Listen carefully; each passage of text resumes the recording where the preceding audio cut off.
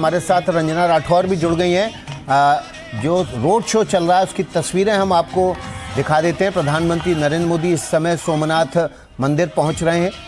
अमृत महोत्सव सोमनाथ के पुनर्निर्माण के लिए मनाया जा रहा है। 75 वर्ष पूरे होने के मौके पर ये अमृत महोत्सव का आयोजन किया गया है। ये बड़ी तस्वीरें इस वक्त आपको दो दिखा रहे हैं। हमारी अब सहयोगी अदिति राजपूत लगातार वहां पर बनी हुई हैं, तस्वीरें दिखा रही हैं। अदिति, कहां तक पहुंचा है रोड शो? क्या तस्वीरें आप देख पा रही हैं? उत्साह कितने चरम पर है श्रद्धालुओं का?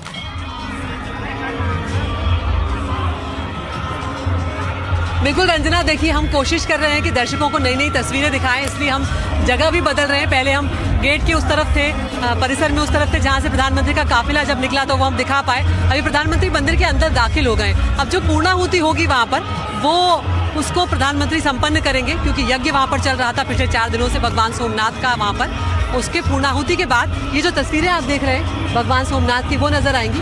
और आपको ये भी हम बताते चले कि चूंकि प्रधानमंत्री के रोड शो को थोड़ी सी देर हुई, उनको पहुंचने में थोड़ी सी देर हुई, इसलिए श्रद्धालुओं को एक बार फिर से दर्शन करने के लिए आजादी दे दी गई, उन्हें इजाजत दे दी गई। वो आ गए अंदर, इसीलिए आपको अब यहाँ पर भीड़ नजर आ रही है। अगर कुछ तो नजर नहीं आते। कई श्रद्धालु हैं हमारे साथ जो यहाँ पर खड़े हुए हैं, आए हैं, बातचीत भी वो करना चाहते हैं। कहाँ के रहने वाले हैं आप? मैं यहाँ से प्रॉपर सोमनाथ का ही रहने वाला हूँ। मेरा नाम दिनेश दामेचा है। यहाँ पे सोमनाथ में ऐसा सोमनाथ अमृत पर्व जो आयोजन का हुआ है और ऐसा जो प्रशासन ने जो आयोजन किया है, ऐसा मतलब प्रशासन ने जो आयोजन किया इससे पहले ऐसा आयोजन हुआ ही नहीं है। ऐसा बढ़िया आयोजन किया है और मतलब मोदी के इतने सारे फैन हैं, इतनी धूप गिर रही है फिर भी मोदी के फैन यहाँ पे आके ऐसे ही खड़े हैं कि जैसे भाई मतलब धूप छाँव में खड़े हो। और अच्छी तरह का यहाँ से प्रशासन का आयोजन है और बहुत ही बढ़िया प्रोग्राम है। और पीछे सोमनाथ महादेव की पीछे सोमनाथ। तो सोमनाथ जी के दर्शन तो हो गए, लेकिन आज प्रधानमंत्री को भी आपने देख लिया? हमने आज प्रधानमंत्री हमारे सामने ही देखा है और उसमें उतना उत्साह था और पूरी पब्लिक उनको देख के गदगद हो गई है। और मैं तो बोल रहा हूँ हर बार सोमनाथ को आना ही चाहिए नरेंद्र मोदी जी को। और यहाँ पे पूरी पब्लिक किसी बुलाव पे नहीं आई है, मोदी जी को देखने के लिए आई है और सोमनाथ पर्व को एंजॉय करने के लिए आई है। जय जय सोमनाथ। हम लोग, मैं उत्तर प्रदेश से हूँ, देवरिया जिले से। हम लोग सोमनाथ दर्शन करने के लिए आए थे और मोदी जी का सौभाग्य से दर्शन हो गया। उनका भी पसंद है आपको प्रधानमंत्री? लायन को देख के जैसे मोह नहीं भरता, उसी तरह मोदी जी को देख के भी संतोष नहीं होता। दादा, आप कहाँ से आए? कहाँ से आए? राजस्थान। मोदी जी को देखा? हाँ जी, लग्यो मजा लगी। हम बंगाल से, हम बोले आप कहाँ से आए? हम वेस्ट बंगाल कोलकाता से। पश्चिम बंगाल से आए। देखिए, बंगाल की जीत के बाद प्रधानमंत्री का पहला पब्लिक इवेंट है। हम बंगाल से आया यहाँ पे सोमनाथ दर्शन करने के लिए, मोदी जी को भी देख। आपको पता था प्रधानमंत्री आने वाले? नहीं नहीं नहीं नहीं। तो पश्चिम बंगाल में बीजेपी जीती, उम्मीदें हैं आपको? जीत दो। क्या उम्मीदें हैं वहाँ पर? क्या उम्मीदें हैं? जीत गया मोदी। नहीं, आपको प्रधानमंत्री से क्या उम्मीद है? पश्चिम बंगाल में बेहतर होंगी चीजें? हाँ, बेहतर होने से अच्छा होगा। पूरा तो खत्म हो गया था बंगाल। बंगाल पूरा खत्म हो गया था, अब सही होगा, चीजें बेहतर सही होगा। कहाँ से आए बोलिए? MP से आए। अच्छा, मध्य प्रदेश में कहाँ से? सिवनी जिले से आए। कैसा लगा? बहुत शानदार यहाँ का जो माहौल देखा, बहुत मजा आ रहा है। और मोदी जी की तो बात ही अलग है। छोटे छोटे बच्चों को लेकर आई हैं आप, परेशानी हुई? हाँ, थोड़ी परेशानी तो हुई। छोटे छोटे बच्चों को लेकर आए हैं। जी बताएं। भीड़ में। जी बताएं, बोलिए। आप क्या कहना चाह रहे थे? मोदी जी वो अच्छा प्रधानमंत्री है। हाँ। देश के लिए वो बढ़िया काम करता है। हिंदू राष्ट्र होना चाहिए। जी चाहिए। दर्शन हुए अच्छे से? अच्छे से। यहाँ से है हम लोग सोमनाथ से ही इधर। हाँ। मोदी अभी आई है इसलिए अच्छा, बहुत अच्छा लग रहा है इधर। क्या भावना है आज, क्योंकि आप लोग सोमनाथ के ही रहने वाले हैं? ऐसा आयोजन पहले हुआ था? नहीं, कभी नहीं हुआ है, समझ लो ये पहली बार ऐसा ही हुआ है। लोकप्रियता देखिए प्रधानमंत्री की। यहाँ पर सोमनाथ भगवान के दर्शन करने तो आए हैं, लेकिन प्रधानमंत्री को देखकर भी लोग बहुत उत्साहित हुए। बहुत बहुत बहुत मजा आया, बहुत एकदम एक्साइटेड। हम लोग सुबह से मतलब बोलते हैं ना, मोदी जी को देखने के लिए कब से खड़े थे, इंतजार कर रहे थे इतनी धूप में भी। यस, क्योंकि मोदी जी और बहुत कुछ ऐसा बताने लायक नहीं है। मोदी जी को कहे कि आशा वर्कर का पगार વધારે। मोदी जी को कहे कि आशा वर्कर का पगार વધારે, आशा वर्कर નું માન વધારે। ધકાવત ખાઈએ એ પ્રમાણે અમારો પગાર વધવો आप सब आशा कार्यकर्ता है पगार बढ़ाने की उम्मीद यहाँ पर कर रही है, ये यही की रहने वाली है और ये उम्मीद कर रही है कहीं ना कहीं कि पगार बढ़े। जी कहाँ से आए? हम तो स्थानीय के यहाँ पे पास के गांव में ही है। आयोजन कैसा लगा? बहुत ही बढ़िया है। क्या भावना है आज? बस देश को अच्छी तरह से संभाल रहे हैं। काउंसलर है गलत। हाँ बोलिए। हाँ बोलिए। अदिति, ये आशा वर्कर जो बात कह रहे हैं आपसे कि मोदी जी पगार बढ़ा दें, एक बार पूछिए ना इनसे दोबारा कि कितनी पगार है। अभी वो कितनी पगार बढ़ाने की बात कर रहे हैं? जी विकास, वो कैमरे पर जब वो कहने लगी थी उनकी साथी जो है वो थोड़ी शर्मा गई, उन्हें खींच कर ले गई है। मैं चाह रही थी उनका हाथ पकड़ के कि दो बातें वो और करें, लेकिन वो यहाँ से निकल गई। लेकिन बाकी श्रद्धालु जो हम देख रहे हैं, आप आशा वर्कर हैं, आशा कार्यकर्ता हैं? अदिति, आपका रुख करेंगे। इस बीच दर्शकों को तस्वीरें भी दिखा दें। रोड शो खत्म हो चुका है और यहाँ प्रधानमंत्री नरेंद्र मोदी को आप देखेंगे जहाँ पर भव्य तरीके से इस आयोजन की जब तैयारियां की गई हैं तो यहाँ पर स्मारक पर पुष्प अर्पित करके और अपनी अभिव्यक्ति यहाँ पर दिखाते हुए नजर आ रहे हैं प्रधानमंत्री नरेंद्र मोदी। देखिए, सरदार पटेल की रंजना ये प्रतिमा है। सरदार पटेल ने अथक प्रयास करके प्रधानमंत्री, उस समय के प्रधानमंत्री जवाहरलाल नेहरू के साथ मतभेद होने के बावजूद सोमनाथ मंदिर का पुनर्निर्माण कराया था। उसके लिए बाकायदा चंदा इकट्ठा किया गया और चंदा इकट्ठा करके हिंदू समाज ने मिलकर इस मंदिर का पुनर्निर्माण कराया था। जवाहरलाल नेहरू उस समय इस मंदिर के निर्माण के खिलाफ थे, बल्कि जब इस मंदिर का पुनर्निर्माण पूर्ण हुआ तो उसके उद्घाटन के मौके पर भी वो नहीं पहुंचे और उन्होंने कोशिश की कि किसी भी तरह सरदार पटेल भी उस कार्यक्रम में हिस्सा ना ले पाएं। ऐसे ही सरदार पटेल की प्रतिमा पर देखिए स्मरण करते हुए पुष्पांजलि अर्पित कर रहे हैं प्रधानमंत्री नरेंद्र मोदी। ये प्रतिमा सरदार पटेल की उसी परिसर में स्थापित है जहां पर सोमनाथ मंदिर, भगवान सोमनाथ विराजमान है। तस्वीरें आपको दिखा रहे हैं। आप देखिए कि अलग अलग जो तस्वीरें प्रधानमंत्री नरेंद्र मोदी की सुबह से लेकर सामने आ रही हैं। फिलहाल जो तस्वीरें आपको दिखा रहे हैं वो सरदार पटेल के स्मारक पर पुष्प अर्पित उन्होंने किए। उनको ये देखिए यहाँ पर नमन करते हुए वो नजर आए। पहले उन्होंने रोड शो किया जहाँ पर जो लोग, नीचे की तस्वीर में आप देख पाएंगे, बड़ी तादाद में उनको देखने के लिए, भगवान सोमनाथ के दर्शन करने के लिए यहाँ पर जो लोग पहुँच रहे थे उनके अभिवादन को स्वीकार उन्होंने किया। अदिति, एक बार फिर से आपका रुख करेंगे। अदिति, सरदार पटेल के स्मारक के पास पहुंचे प्रधानमंत्री नरेंद्र मोदी, पुष्प अर्पित करके दोनों हाथ जोड़कर नमन करते हुए नजर आ रहे हैं। वो तस्वीरें अगर आप दिखा पाएं तो।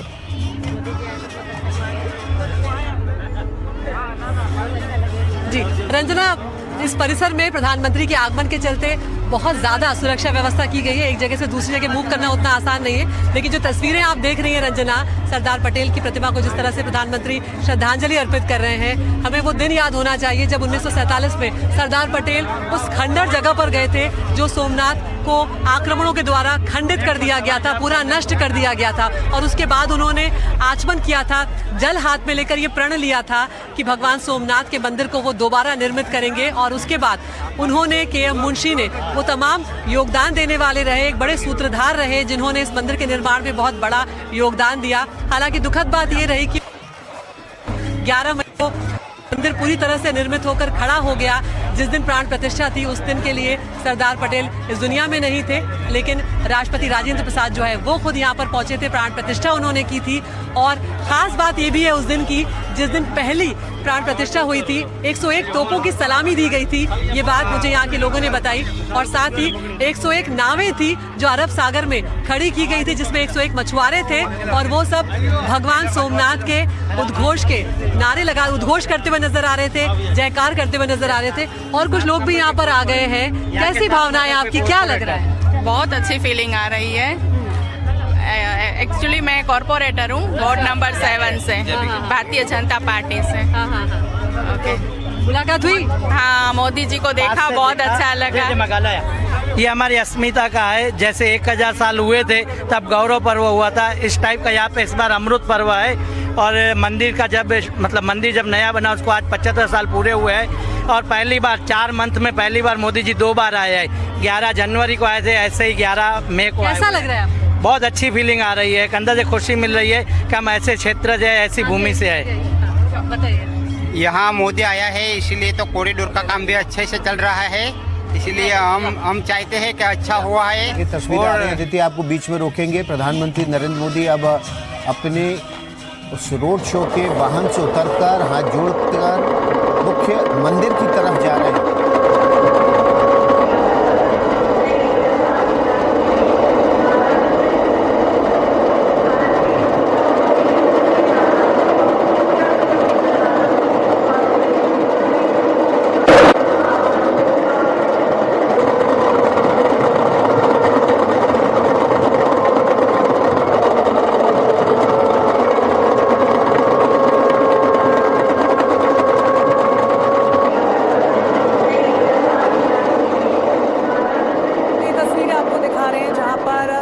पहले उन्होंने सरदार पटेल के स्मारक पर पुष्प अर्पित करके श्रद्धांजलि अर्पित की थी। उसके बाद अब वो मंदिर परिसर में आगे की तरफ अग्रणी हो रहे हैं। तमाम तैयारियां, और ये देखिए मंदिर का जो पहला लुक, फर्स्ट लुक जिसे हम कहते हैं, या तस्वीरें सजावट से पूरी तरीके से फूलों के सराबोर मंदिर परिसर नजर आ रहा है। और यहाँ पर डमरू की थाप के साथ प्रधानमंत्री नरेंद्र मोदी का स्वागत भी यहाँ पर किया जा रहा है। और अपने चित परिचित अंदाज में प्रधानमंत्री नजर आ रहे हैं, दोनों हाथ जोड़कर। जो तमाम तैयारियां की गई हैं, जो लोग वहां पर मौजूद हैं, उनका अभिवादन स्वीकार करते हुए प्रधानमंत्री नजर आ रहे हैं। तो मंदिर के शिखर पर कुंभाभिषेक होगा। कई बार ये मंदिर टूटा, हर बार ये खड़ा हुआ, और इसीलिए अमर मंदिर के तौर पर भी इसे जाना जाता है। फिलहाल जो तस्वीरें हम आपको दिखा रहे हैं, जहां पर आगे की तरफ परिसर में अग्रसर हो रहे हैं, देखिए चंद्रदेव से जुड़ा एकमात्र मंदिर है। भारतीय संस्कृति में इसका उल्लेख स्वर्णिम शब्दों के साथ होता है, जहां पर 2026 सोमनाथ मंदिर के लिहाज से बेहद महत्वपूर्ण है। जब 1026 में महमूद गजनवी ने पहली बार इस पर हमला किया था, उसके 1000 साल पूरे हो रहे हैं। तो वहीं 1951 में जब पुनर्निर्माण हुआ था, तो 75वीं वर्षगांठ 2026 में इसकी मनाई जा रही है। तो तमाम तैयारियां अलग अलग तस्वीरों के माध्यम से एनडीटीवी के स्क्रीन पर आप देख रहे हैं। देखिए जो क्षण है, ये गौरवान्वित करने वाला, ये ऐतिहासिक पल है। और जो कोई भी वहां सोमनाथ इस वक्त नहीं पहुंच पाया है, एनडीटीवी के टीवी स्क्रीन के माध्यम से आप ये देखिए अलौकिक तस्वीरें इस वक्त आपको दिखा रहे हैं, जहां पर जो कार्यक्रम है वो कैसे आगे बढ़ रहा है। प्रधानमंत्री आगे की ओर अग्रसर हो रहे हैं और मंदिर की खूबसूरत भव्य अलौकिक तस्वीरें भी हम आपको दिखा रहे हैं। तस्वीरें आपके सामने हैं, सोमनाथ से सीधी तस्वीरें आ रही हैं। पुनर्निर्माण के इस मंदिर के 75 वर्ष पूरे होने पर अमृत महोत्सव का आयोजन किया गया है। और रंजना, एक दिलचस्प बात यह है कि इस मंदिर परिसर में एक बाण स्तंभ है। ये बाण स्तंभ जो है, उस पर एक बाण का, तीर का निशान है, और उसके नीचे संस्कृत में लिखा है कि इस दिशा में 10,000 किलोमीटर दूर तक कोई भी भू बाधा नहीं है, यानी कि कोई भी भूखंड नहीं है। और ये माना जाता है कि ये जो बाण स्तंभ है, इसका निर्माण 5वीं-6वीं शताब्दी के आसपास हुआ था, यानी कि आज से तकरीबन मान लीजिए आप 1400 साल पहले, 1400-1500 साल पहले। और ये भारतीय खगोल, भूगोल और समुद्र विज्ञान का एक अद्भुत नमूना है कि हमारे जो इतिहास में हमारे पास ज्ञान का अर्जन कितना ज़्यादा था। और ये करंट जो मैपिंग सिस्टम है उस पर भी एक्यूरेट है। 10,000 किलोमीटर की दूरी तक, अंटार्कटिका तक, बीच में कोई भी भूखंड नहीं है। तो इस तरह से हमने जो ज्ञान अर्जन किया था, उसको बहुत कम ही ऐसे शिलालेख हैं जिन पर ये लिखा गया। हमारे यहाँ कंठस्थ करने की परंपरा थी, और इसलिए बहुत जो अमूल्य हमारा ज्ञान है उसको पौराणिक ज्ञान के तौर पर शास्त्रों में कहा गया है, ऐसा माना जाता है के तौर पर उल्लेख किया जाता है, क्योंकि उसके शिलालेख या कोई भी पत्रक उपलब्ध नहीं है। आचार्य जी, ये सच्चाई है। मैं अगर स्पष्टता से कहूं तो शायद भारतीय शास्त्र के अंतर्गत और भारतीय जो पुरातन जो हमारा वेद रहा है, जो हमारा शास्त्र रहा है, उसके अंतर्गत जितना ज्ञान समाहित था, अगर उसको ही हम कंटिन्यू कर पाते तो मुझे लगता है कि विश्व में हमसे ज्यादा विकसित कोई राष्ट्र हो ही नहीं सकता था। लेकिन ये दुर्भाग्यपूर्ण रहा कि जो आक्रांता आए, उन लोगों ने हमारे जो नॉलेज थी उसको नष्ट करने का प्रयास किया। नालंदा इत्यादि आप सबके सामने एक प्रत्यक्ष प्रमाण है।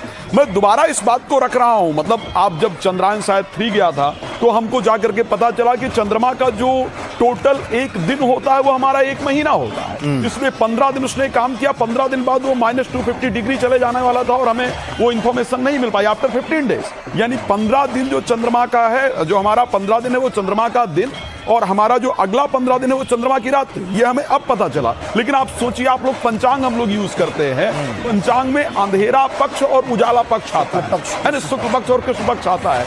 और वो सिर्फ क्योंकि भारत के अंदर चंद्रमास जो पूर्णिमा टू पूर्णिमा है उसको प्रयोग किया जाता है, तो वहां पर कितना स्पष्ट रूप से, यानी कब की ये गणना होगी, चंद्रमा की एग्जैक्ट पोजीशन को जानना हमारे शास्त्र के अंतर्गत वर्णन था। आप वाल्मीकि रामायण के अंतर्गत अगर उठा करके पढ़ेंगे ना, तो आप दुनिया के पूरे नक्शे को, एक जगह का वो समुद्र है जहां का पानी शायद रेड सी या कुछ कहा जाता है, उसका क्लियरली वर्णन यदि आप वाल्मीकि रामायण के अंतर्गत पढ़ेंगे, तो जब सुग्रीव अपने जो वानर हैं उनको भेज रहे हैं चेक करने के लिए कि सीता जी की खोज के लिए, तो आप हिमालय की अलग अलग जानकारी, गुफाओं की अलग अलग जानकारी, उस समुद्र की पूरी जानकारी, आप उसको बाकायदा अध्ययन कर पाएंगे।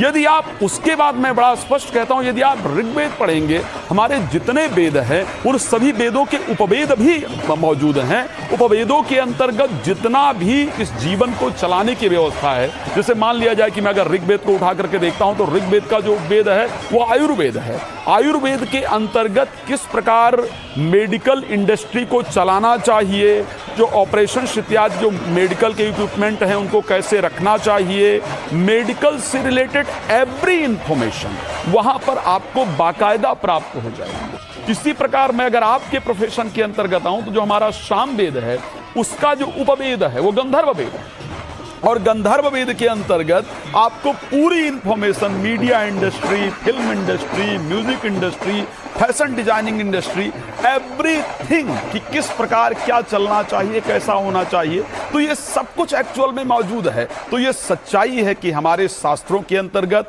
हमारे धर्म के अंतर्गत, वेदों के अंतर्गत सब कुछ मौजूद था। लेकिन ये दुर्भाग्यपूर्ण रहा कि हमारे शास्त्रों को आजादी के बाद भी इवन हमें नहीं पढ़ाने दिया गया। आज भी किसी विद्यालय के अंदर वेद इत्यादि का अध्ययन नहीं कराया जाता है, अन्यथा जो दुराचार है वो नहीं फैलेगा और हम विश्व में सबसे बेहतर परिस्थिति में। बिल्कुल, राज मिश्रा जी ने जैसा जिक्र किया पवन सिन्हा जी कि हमारा इतिहास बेहद समृद्ध रहा है, लेकिन उसका सही मायनों में शायद इस्तेमाल नहीं किया जा सका। लेकिन अब चूंकि वर्तमान तस्वीर आ गई है, देखिए बाबा सोमनाथ के दर्शन हो रहे हैं। रंजना तस्वीर आपको दिखा रहे हैं जहाँ पर सद्योजाताय वै नमो नमः।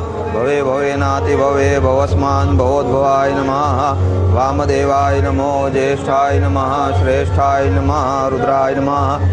पश्येम श्रभिर्जत्राः स्थिरैरङ्गैः स्तुष्टुवागुंसस्तनु वीर्यसेम हि देव हि तञ्जदायुः शतमिन्नु शरदो अन्ति देवा जत्रा नश्चक्र जरशन्तनूनां पुत्रासो जत्र पितरो भवन्ति मानो मध्यारीरिखतायुर्गन्धो कादितिर्द्यौरादितिरन्तरिक्षमदितिर्माता स पिता स पुत्रः।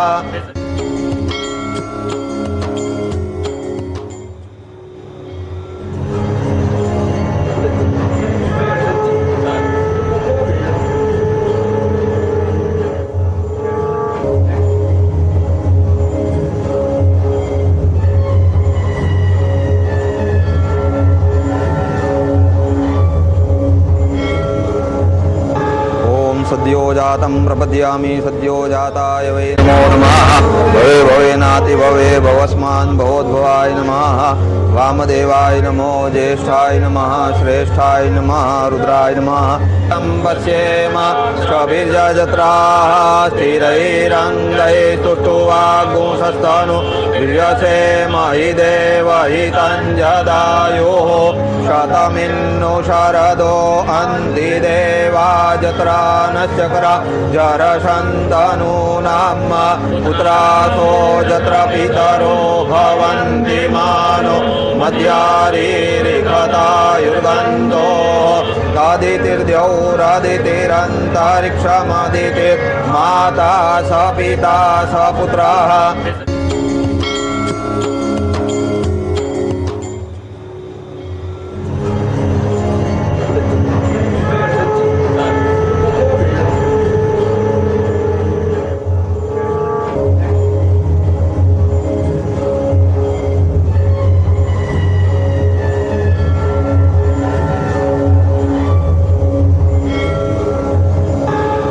सद्योजातं प्रपद्यामि सद्योजाताय वै नमो नमः।